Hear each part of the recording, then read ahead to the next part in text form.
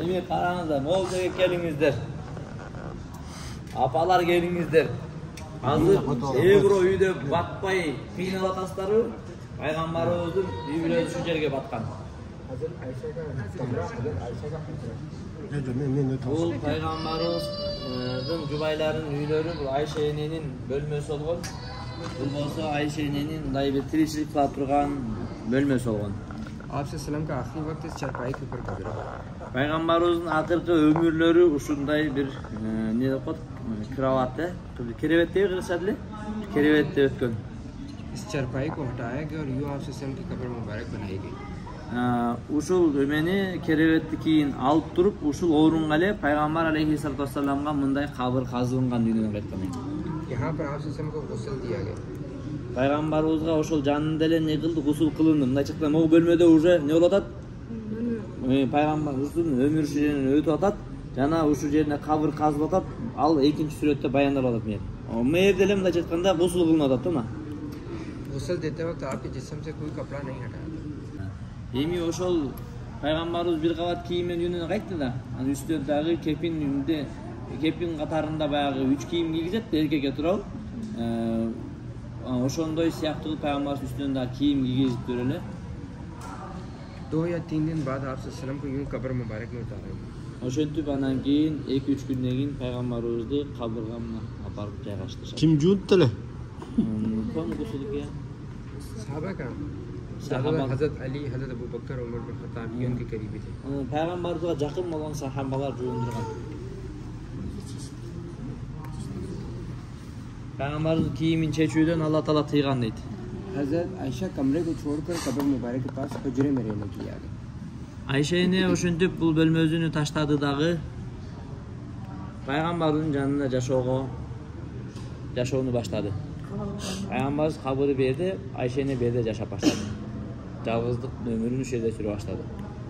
जब हजरत अबू बकर सिद्दीक रज़ियल्लाहु अन्हु का इंतकाल हुआ तो उनकी कब्र मुबारक आपसे सल्लल्लाहु अलैहि वसल्लम के सीने मुबारक के पास और नीचे कर बनाई गई। Ошентип Абу Бакр радиаллаху анху дүйнөдөн кайтты. 2 жыл бирден шайдан кийин пайгамбарыбыздын жанына кабырга коюлунду. Абу Бакр радиаллаху анху. Пайгамбарыбыздын көкүрөк тушуна Абу Бакр радиаллаху анхунун башы коюлат. और ये तीसरी कब्र मुबारक की जगह हजरत आयशा ने अपने लिए रखी। Ал эми бул жерге болсо Айша радиаллаху анха өзүнө жай катарында калтырып койгон эле. Кабыр ошол жерге мен коюламын деп. जब हजरत उमर बिन खत्ताब के बेटों ने उनसे जगह मांगी तो आपने अपनी रखी हुई जगह उन्हें दे दी। Ошол менен Абу Умар радиаллаху анхунун уулу Айша энеден сурап, мен атама ушул местаңызды берсеңиз, атамды жашырсам деди эле, макул деп берип. फिर भी हजरत आयशा यहाँ रहती थी और बीच में पर्दा लगा दिया क्योंकि उमर बिन खत्ताब नामहरम थे। Эми караңыздар, ошо менен Умар радиаллаху анху бул жерге Абу Бакр радиаллаху анху көкүрөк тушуна башы коюлган абалда 3-чү Умар радиаллаху анху жашырылды. Андан кийин бул жерге парда тартылынды. Эмнеге десе бул жерде махрам күйөөсү же махрам атасы бул жерге келгенде намахрам чоочун эле Умар радиаллаху анху коюлуп калгандыктан бул жерге парда тартканга туура келди дейт. Ушул жерден сабак ала кетип турган нерсе эмне экен? Караңыздар, өлгөн адамдын денесинен дагы өзүнө парда тартып, махрам намахрам маселени ушул жерде маанилүү экендигин баяндап жатат. जब हजरत आयशा के इंतकाल हुआ तो उनकी कब्र मुबारक के अंदर बकरी Эми ушул жерде жашап жүрүп Айша радиаллаху анха дүйнөдөн кайтты. Бул дүйнөдөн кайткандан кийин мунун кабыры Жаннатул Баки'ге коюлунду. जन्नतुल बकी में 70,000 सहाबा और साबियों की कब्र थी। 70,000? Менен суна 10,000. Эми ошол эмеде Жаннатул Баки'де бул киши айтып атат, эми акыйкатын Алла билет. 70 миңдей сахаба бар ал жерде дейт. Биз 10 миңдей да угуп жүрөт элек, да тактап коесуздар.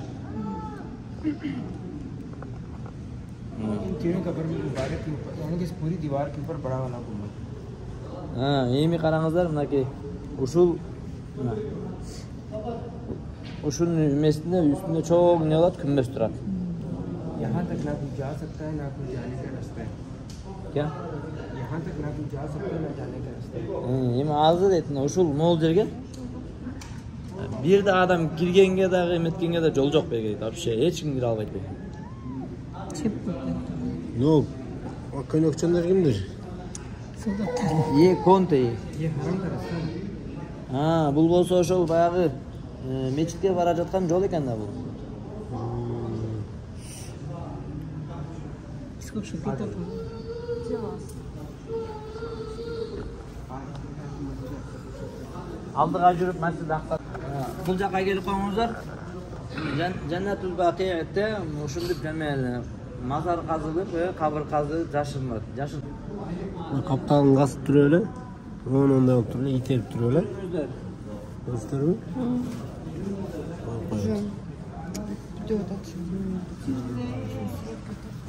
Salam zamanasında Peygamberimizin Cübaylarının bölmeleri uşunday bolчу.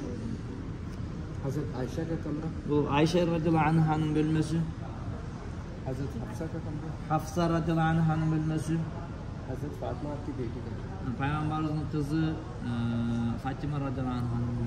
और ये हजरत आयशा का हुजरा सहन बना हुआ है। Bu Peygamberimiz Ayşe'nin ошол bagı bölmesi olgan. और ये हरम की दीवार है। Bul bolsa meçitin duaları. वक्त भी गुजरता गया, दीवारें भी कमजोर होती गई। Вакыттын өтүүсү менен дуалар ушинтип баягы мындай жарылууга, эскирүүгө учураган. उमर बिन अब्दुल अजीज के ज़माने में कमरे की छत और दीवारें गिर गई। Умар бин Абдулазиз рахматаллейхи окат. Ошонун заманасы эмне монтип кулаган дейт. वापस से उन्होंने इस तरह बनाया। Эми ошентип кулап калгандан кийин анан ал эмне кылды? Кайтадан жаңыртып, мындай кылып, эмне кылды? Жакшыраак кылып Kim? Umar bin Abdülaziz rahmetullahi mi? Умар бин Абдулазиз. हजरत दोनों कमरों को गिरा दिया, हजरत फातिमा और हजरत हफ्सा के। Эми ошентип туруп эмне кылды? Бул жерден Исметин камера? दोनों कमरों को गिरा दिया, हजरत हफ्सा और हजरत फातिमा। Эми ушул жерден Hafsa radıyallahu anha менен Фатима радıyallahu anha бөлмөлөрүн алып салды дагы мындай кылып туруп чоң кылып койду дейт. हजरत आयशा के कमरे और हजरे के बाहर 5 कोनों वाली दीवार बना दी। Ошол жерден Айша эне менен Пайгамбарыбыздын жашаган бөлмөсү бар эле да. Ошону тышкарып мыяка чыга турган кылып бияка эмне кылды? Дуал пайда кылып койду. ज़ाहिर बेबर्स ने आकर 5 कोनों वाली दीवार के ऊपर कपड़ा लगा दिया।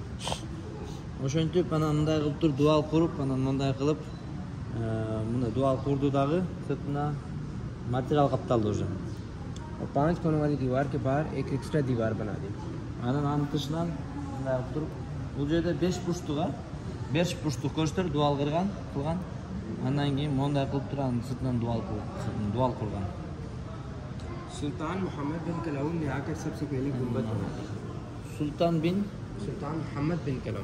Султан Мухаммад бин Калаун деген уже бул башкача уже өзгөрүүгө баштаган экен. Уже купол коюлуп калган. गुंबद को बने हुए 200 साल बाद मस्जिद के ऊपर आसमानी बिजली कितना साल के बाद? 200 साल बाद।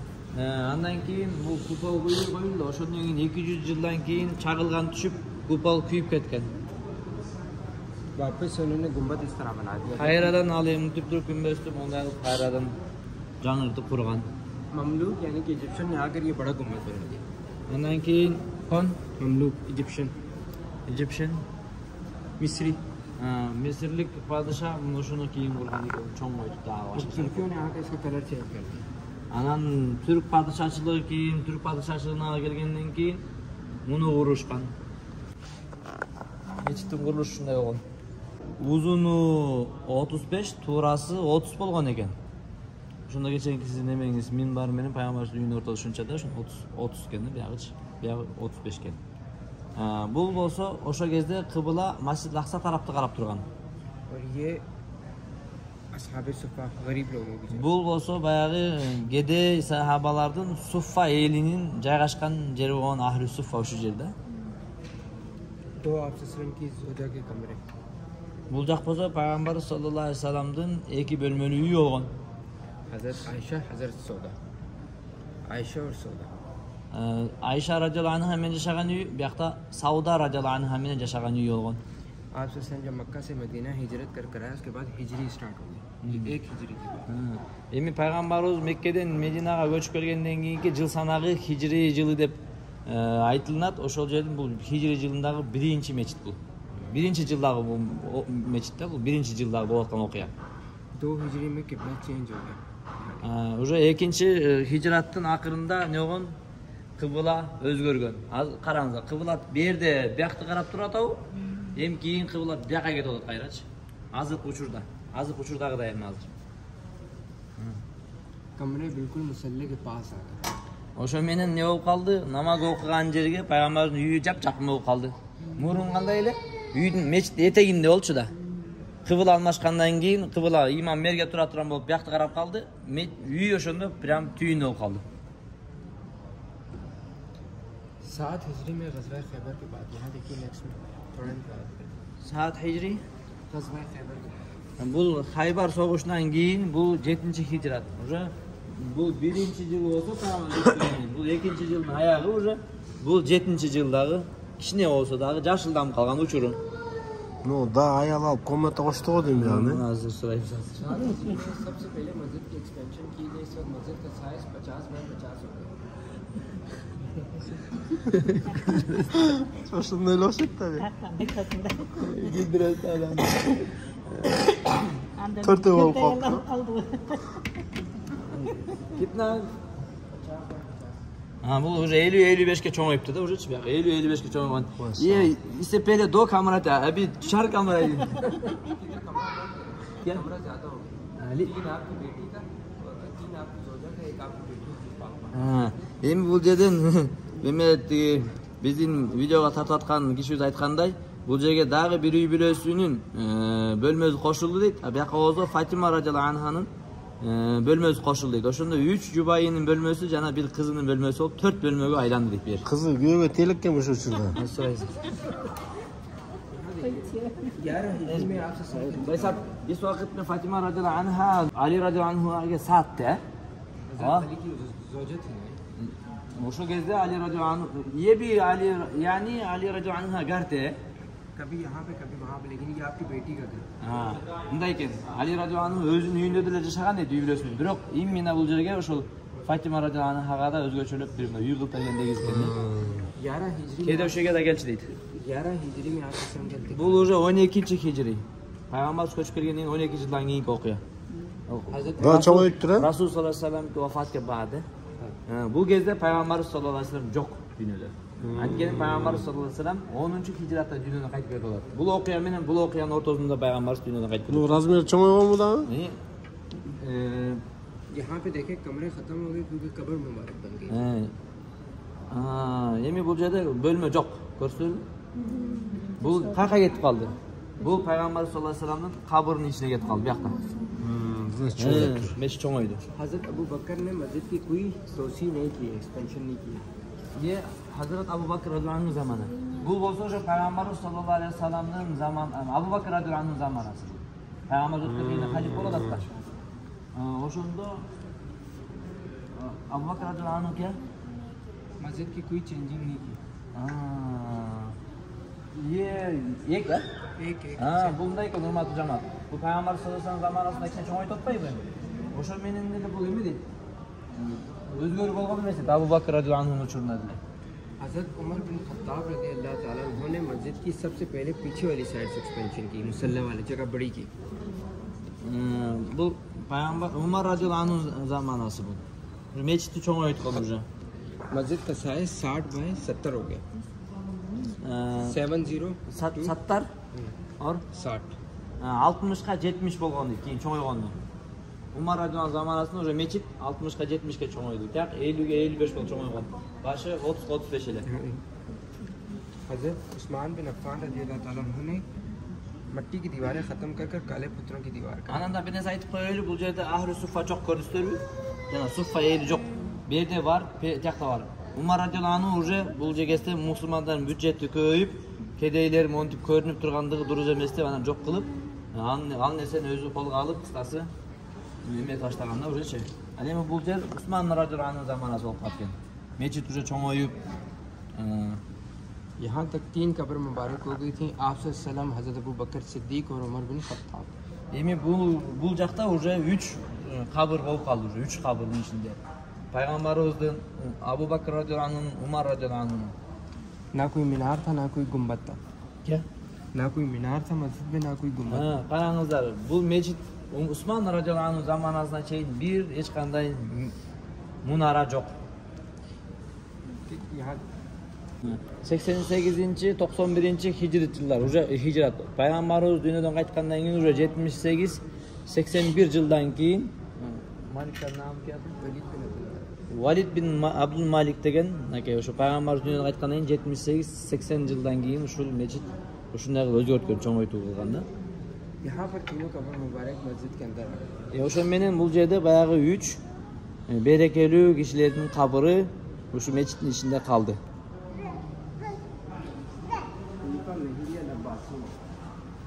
Abbasiyinlerдің падышачылығында 1161-165 хижрат жылы Пайғамбарымыз Меккеден Мединаға көчүп келгенден кейін өтүп кеткендигине 10 жыл алып саласыздар. Ошондо Пайғамбарымыз дүйнөдөн өткөндөн 155 жыл болгондон кийин деген сөз болуп калды.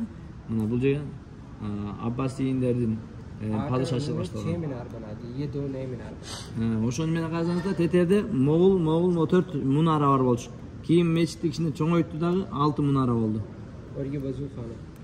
Бул жер ушу таратага турган жер болгон. कब्र मुबारक अंदर लेकिन गुंबद नहीं।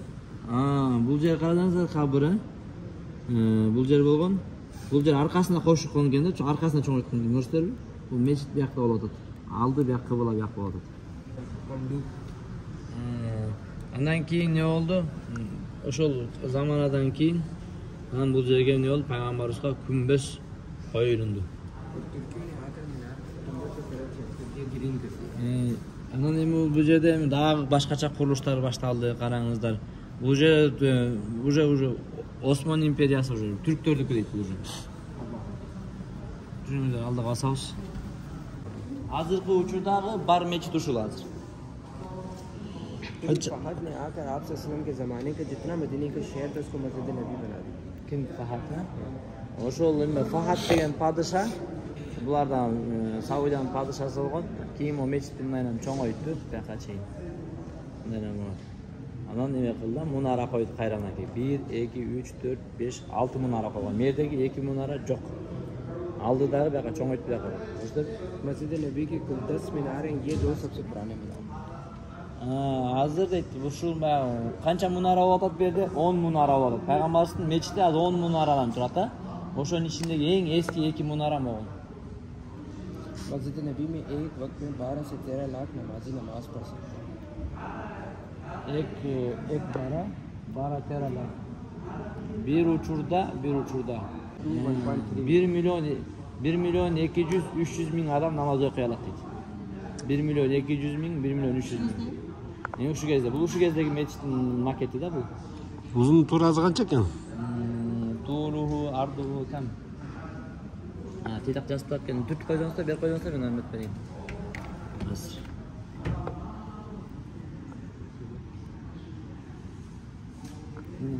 Мактуб арабиде. Саат 384 миң метр квадрат.